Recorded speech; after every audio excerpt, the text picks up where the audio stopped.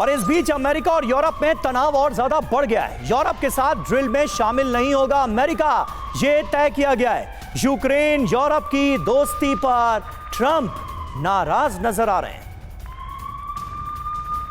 तो अमेरिका और यूरोप के बीच खाई और चौड़ी होती हुई नजर आ रही है, तनाव और बढ़ता हुआ नजर आ रहा है। यूरोप के साथ ड्रिल में शामिल नहीं होगा अमेरिका।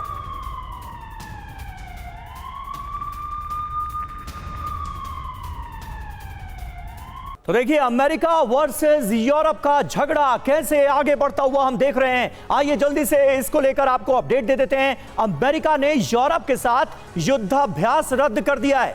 आप सोचिए ये कितनी बड़ी बात है, और किसने सोचा था कि अमेरिका और यूरोप के बीच रिश्तों में इतनी दरार आ जाएगी। स्वीडन में होने वाली आर्मी ड्रिल इससे प्रभावित होगी। स्वीडन में जो आर्मी ड्रिल हो रही है निश्चित तौर पर वो इंपैक्ट करेगी। ट्रंप का यूरोप में सैन्य खर्चों में कटौती करने का फैसला भी सामने आ चुका है। अब इसकी वजह क्या है यह भी जान लीजिए। यूक्रेन जंग पर अमेरिका यूरोप के रिश्तों में तल्खी आ चुकी है। यूरोप के बजाय इंडो पैसिफिक पर अब डोनाल्ड ट्रंप का फोकस नजर आ रहा है। टैरिफ वॉर के बाद ट्रंप का फोकस चीन पर ज्यादा है, और ये इसकी बड़ी वजह मानी जा रही है।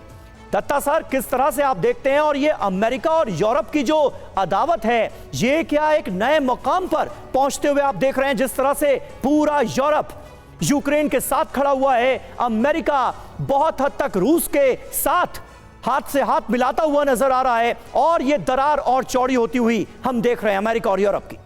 देखिए, ऐसा है, ट्रंप ने एक बहुत अच्छा अपना हाथ खेला है, जिसको हम बोलते हैं कार्ड, जिसको ताश के पत्ते खेले हैं उसने। वो चाहता था कि यूरोप अपने पैरों पे खड़ा हो, अपना डिफेंस बजट बनाए और अपनी रक्षा करने की क्षमता खुद रखे, और अमेरिका वहाँ से अपने आस्ते आस्ते डीलिंग हो। और साथ साथ में वो चाहता था मैं किसी प्रकार से यूक्रेन रशिया का युद्ध बंद कराऊं, और उसके साथ साथ में मैं कैसे अपने जो असेट्स हैं उसको इंडो पैसिफिक में इस्तेमाल करके जो चीन का बढ़ता हुआ एक रुतबा इस इलाके में है उसको काउंटर कर पाऊँ।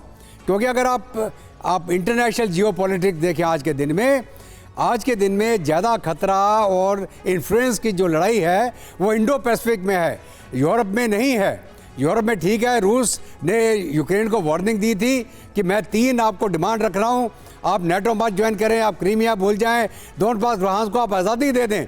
वो आज भी उसके ऊपर ही कायम है वो, और जितना इलाका उसने जीता उसको छोड़ने वाला नहीं है जी। जो अभी तक मीटिंग हुई है रशिया और अमेरिका के बीच में, चाहे वो जिनेवा में हो, म्यूनिख में हो या सऊदी अरब में हो, उसके अंदर जो दोनों टीमें हैं अमेरिकन और रशियन, उन्होंने अपनी जो ग्राउंड पोजीशन क्लियर कर रखी है कि ये हमारी बॉटम लाइन है, इससे पीछे हम नहीं हटेंगे।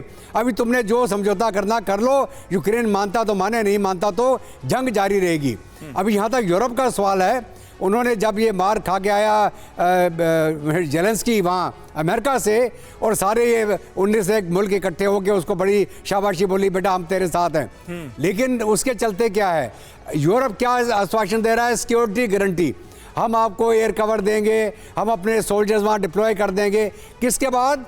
जब समझौता हो जाएगा उसके बाद उसको मेंटेन करने के लिए, ताकि रूस दोबारा हमला ना कर दे। ठीक है, तो जो यूरोप है वो रशिया के ऊपर हमला करने के लिए मदद नहीं कर रहा, वो उसको सिक्योरिटी गारंटी के तौर पे अपनी जो कार्रवाई कर रहा है अभी आज के दिन में। ठीक है।